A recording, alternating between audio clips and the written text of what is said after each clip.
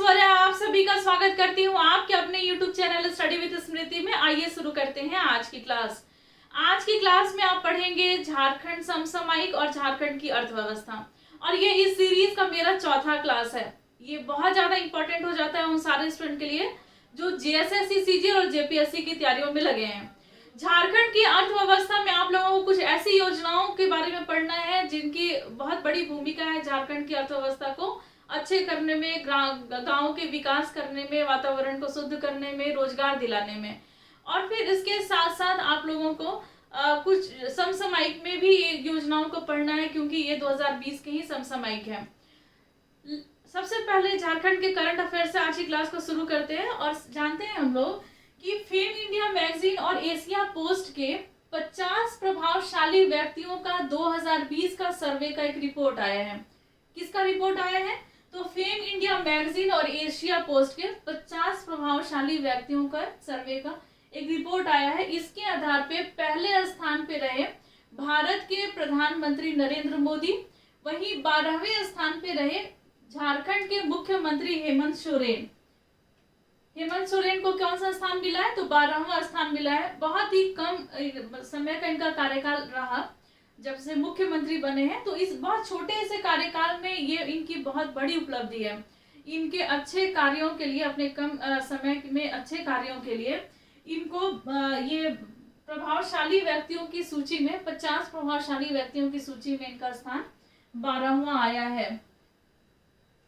अब हम लोग जानते हैं कुछ ऐसी योजनाओं के बारे में जो झारखंड में चलाई जा रही है, झारखंड सरकार के द्वारा चलाई गई, और फिर झारखंड के गांव के विकास के लिए, लोगों को, जो प्रवासी मजदूर हैं उनको रोजगार दिलाने के लिए, वातावरण को शुद्ध या स्वच्छ रखने के लिए, गरीबी दूर करने के लिए, कुपोषण को दूर करने के लिए इन सारी योजनाओं को चलाया जा रहा है। और इन सारी योजनाओं को मनरेगा के साथ भी जोड़ दिया गया है ताकि अधिक से अधिक लोगों को रोजगार मिल सके। प्रवासी मजदूर जो आ रहे हैं झारखंड के क्षेत्र में, जो झारखंड के ही है, अन्य क्षेत्रों में, अन्य राज्यों में वो जा करके अलग अलग कार्यों में वो लगे हुए थे, लेकिन जब उनका आगमन हो रहा है अभी झारखंड के क्षेत्र में, कोविड-19 जो महामारी फैली है, इसका एक बहुत ही बड़ा दुष्परिणाम है कि ये लोग बेरोजगार हो गए और इन लोगों का आगमन हुआ झारखंड में।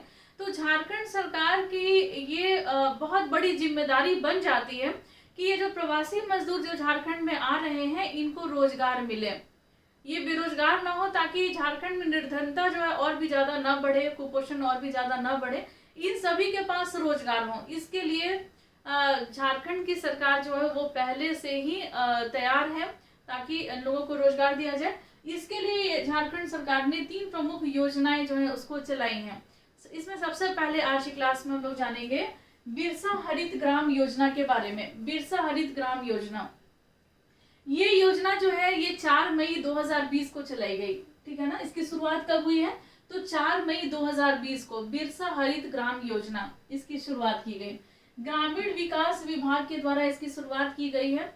देखिए इसके अंतर्गत क्या है, मैं आपको मोटा मोटी बता दूं, फिर हम लोग इसके डिटेल को जानेंगे, जो आंकड़े हैं उसको जानेंगे। इसमें होगा क्या कि बिरसा हरित ग्राम योजना में जो ग्रामीण हैं उनको पौधे दिए जाएंगे। ऐसे पौधे होंगे जो फलदार वृक्ष के होंगे और उसके लिए उनको पट्टा भी दिया जाएगा। वो पौधे उनको मिलेंगे और उसका जो लाभ होगा उस पर ग्रामीणों का अधिकार होगा। किस तरीके से होगा अब हम लोग वो जानते हैं। देखिए इसका उद्देश्य क्या है, तो गांव का विकास करना, लोगों को रोजगार देना। वृक्ष अगर लगते हैं तो हमारा वातावरण भी शुद्ध होता है। अधिक से अधिक वृक्षारोपण करना, झारखंड में जो वन का जो प्रतिशत है उसको भी बढ़ाना, ये जो योजना है बहुत ही, उस योजना को मतलब ये जो वन का जो प्रतिशत है उसको बढ़ाने में बहुत ज्यादा मददगार यह साबित होगा। गरीबी दूर होगी, गांव के जो लोग हैं उनको अपनी ही जगह पर रोजगार मिलेगा। इसके अंतर्गत क्या किया जाएगा, तो जो सरकारी जमीन है, जो निजी जमीन है, जो गैर मजरूआ जमीन है, सड़क के किनारे के जो जमीन है, इस पे फलदार वृक्ष लगाए जाएंगे और इसका जो फल होगा उस पे ग्रामीणों का अधिकार होगा और उस फल को से वो लोग लाभ प्राप्त करेंगे। कितने लाभ प्राप्त करेंगे, कैसे वृक्ष मिलेंगे, अब हम लोग जान लेते हैं।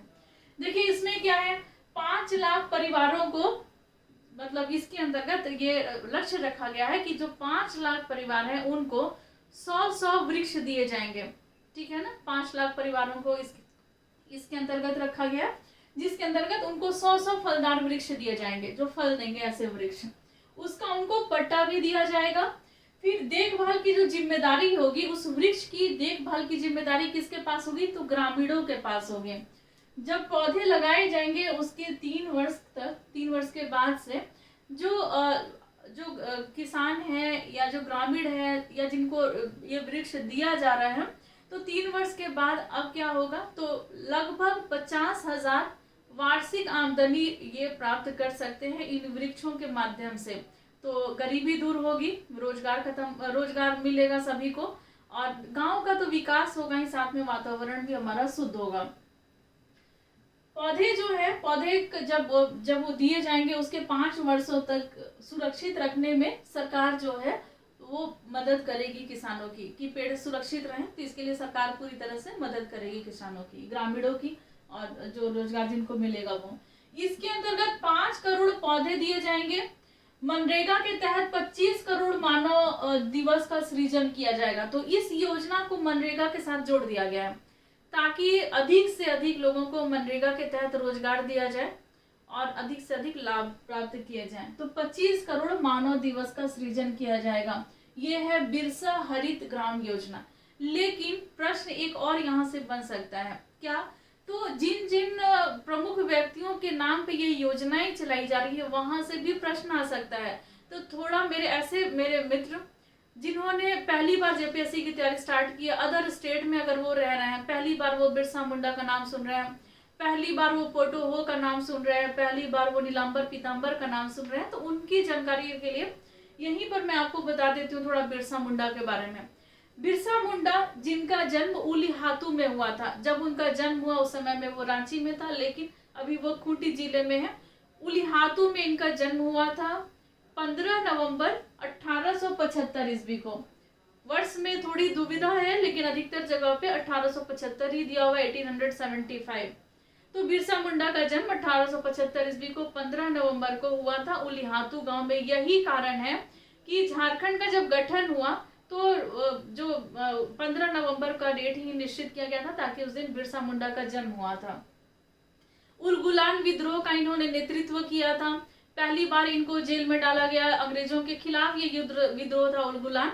तो अंग्रेजों ने इनको पकड़ के जेल पहुंचाया 1895 ईस्वी में, और 2 साल का इनको जेल हुआ था। 1897 में ये रिहा हो गए थे।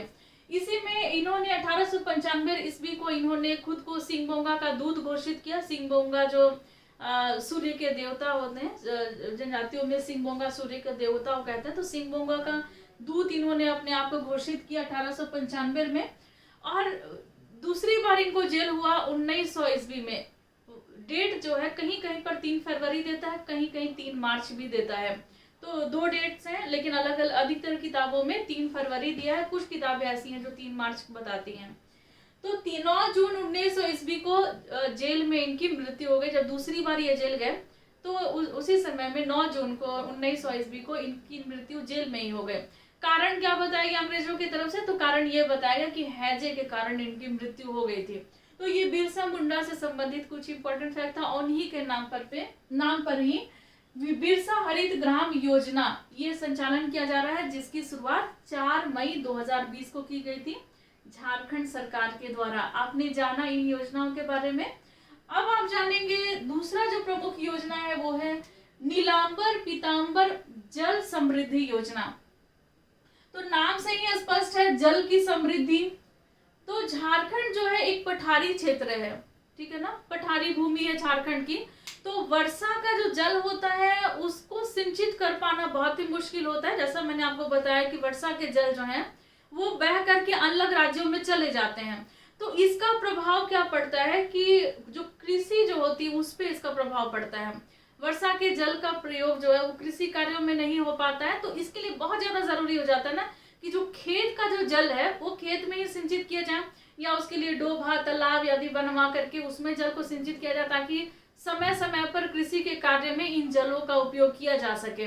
तो जल के संरक्षण के लिए, जल के संवर्धन समृद्धि के लिए भूजल पुनर्भरण के लिए ये योजना जो है चलाई जा रही है, नीलांबर पीतांबर जल समृद्धि योजना। और इस योजना की भी शुरुआत कब की गई है? तो 4 मई 2020 को की गई है। लेकिन क्यों, क्या और भी क्या उद्देश्य है? वर्षा के जल को सिंचित करना तो उद्देश्य है ही, साथ में भूजल का पुनर्भरण करना और फिर जल का संरक्षण करना तो उद्देश्य है। साथ में ये भी उद्देश्य है कि लोगों को इस योजना के तहत रोजगार देना, क्योंकि अगर ये विकास के कार्य अगर चलाए जाएंगे तो लोगों को रोजगार मिलेगा, और रोजगार अगर मिलता है तो लोगों की गरीबी भी दूर होगी। और जो प्रवासी मजदूर झारखंड के क्षेत्र में आ रहे हैं उनको अधिक से अधिक इन सारे कार्यों में जोड़ा जाएगा, ताकि जो लोग विनिर्माण के क्षेत्र में जुड़े हुए थे और जिनकी रोजगार अभी छिन चुकी हैं, उनको रोजगार झारखंड सरकार की ये बहुत बड़ी जिम्मेदारी है, जिसकी तैयारी सरकार ने कर रखी है। तो ये क्या हो गया? नीलांबर पीतांबर जल समृद्धि योजना, जिसकी शुरुआत 4 मई 2020 को की गई थी। ठीक है ना? तो गरीबी को दूर करने के लिए, रोजगार की समस्या को खत्म करने के लिए, बेरोजगारी को खत्म करने के लिए, जल का संरक्षण करने के लिए, जलवायु के लिए भी बहुत ज्यादा, वातावरण को शुद्ध रखने के लिए भी बहुत ज्यादा ये हेल्पफुल है ये योजना। इसके तहत क्या, अच्छा एक चीज और भी है इस योजना के अंतर्गत, जो बंजर भूमि की बहुत बड़ी समस्या है झारखंड में, बहुत सारी ऐसी भूमि है जो बंजर पड़ी हुई है, तो उस बंजर भूमि का भी उपयोग करना है इस योजना के अंतर्गत। इसके अंतर्गत क्या है? तो 5 लाख एकड़ बंजर भूमि का संवर्धन किया जाएगा, बंजर भूमि को इसके उपयोग में लाए जाएंगे।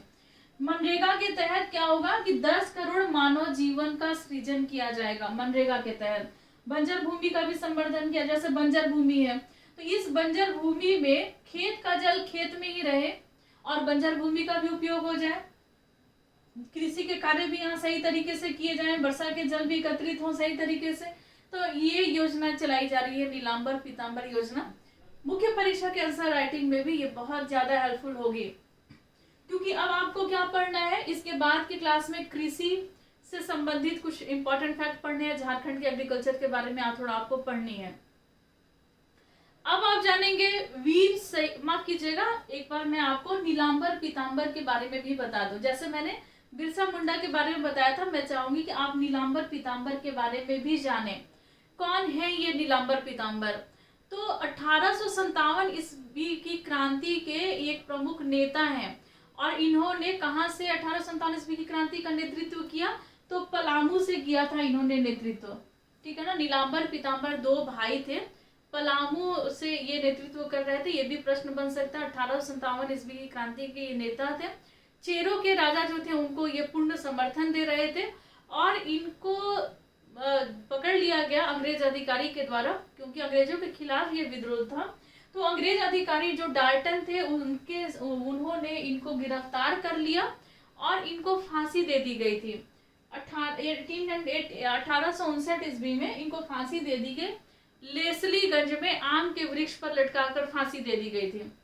ठीक है ना? और ये हो गया नीलांबर पीतांबर से संबंधित कुछ महत्वपूर्ण बातें, क्योंकि यहाँ से भी प्रश्न पूछा जा सकते हैं, क्योंकि नई नई योजनाएं आई हैं उनके नाम पर, तो ये सब प्रश्न बन सकते हैं प्रमुख व्यक्तित्व में। अब आप जानेंगे वीर शहीद पोटो हो खेल विकास योजना। तो वीर शहीद पोटो हो खेल विकास योजना, पोटो हो के बारे में पहले मैं आपको बता दूं, बहुत सारे मेरे ऐसे मित्र हैं जो नहीं जानते होंगे। तो पोटो हो जो थे ये भी झारखंड का एक युद्ध हुआ था, सेरेगेसिया घाटी का युद्ध झारखंड में।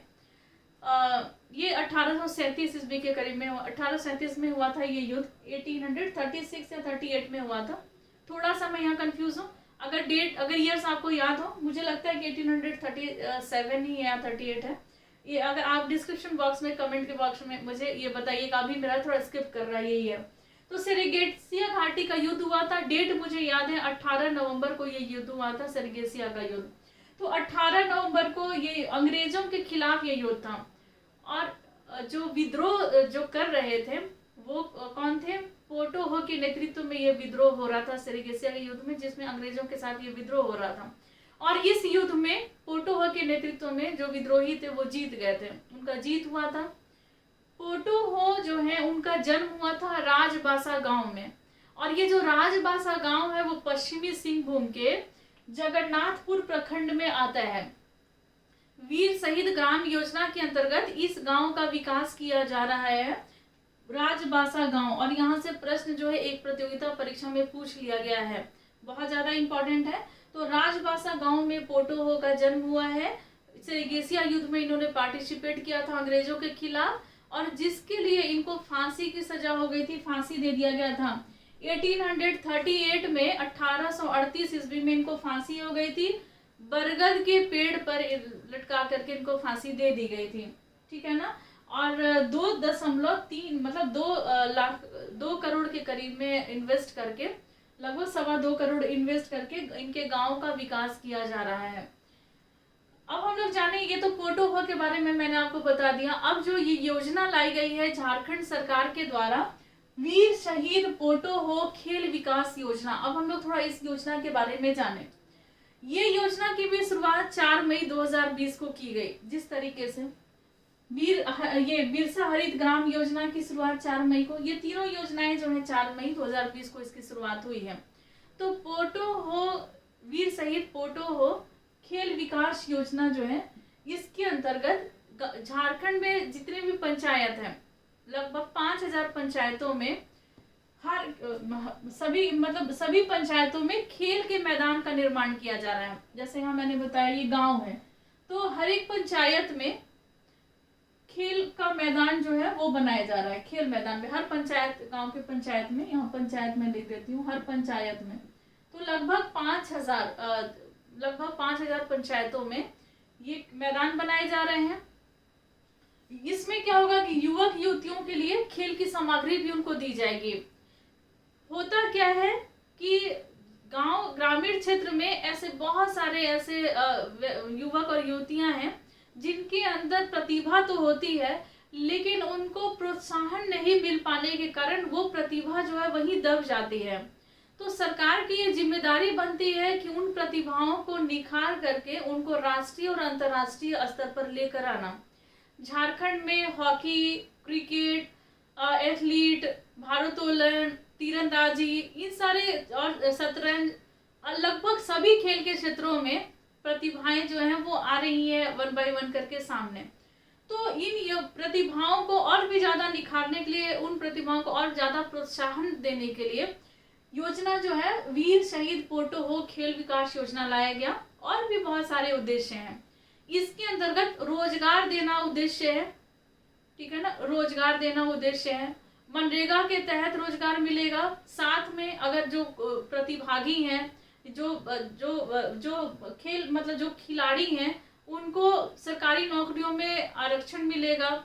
उनकी प्रतिभाओं को निखारने के लिए प्रशिक्षण केंद्रों को का संचालन किया जा रहा है, जहां उनको प्रशिक्षित किया जाएगा, जिस कारण से वो राष्ट्रीय अंतर्राष्ट्रीय स्तर पे वो खेलने में सक्षम होंगे।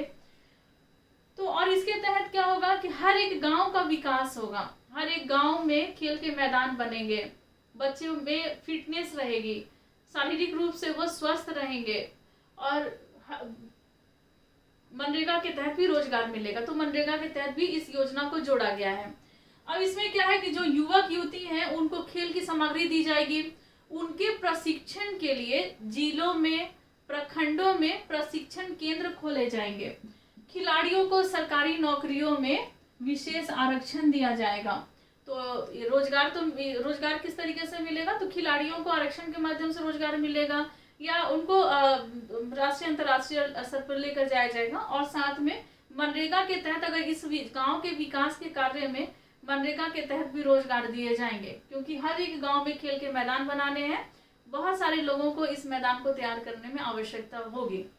तो ये हो गया, आपने जाना कुछ प्रमुख योजनाओं के बारे में। और आज का जो इम्पोर्टेंट करंट अफेयर्स था, फेम इंडिया मैगजीन और एशिया पोस्ट के 50 प्रभावशाली व्यक्तियों की सूची में झारखंड के जो मुख्यमंत्री है हेमंत सोरेन, इनका प्रमुख स्थान रहा, 12वें स्थान पे आए। और जो भारत के दिग्गज नेता जैसे अरविंद केजरीवाल हैं, वो नीतीश कुमार हैं, वो उनको पीछे छोड़ते हुए उन्होंने ये बहुत ही अच्छा मतलब स्थान हासिल किया है।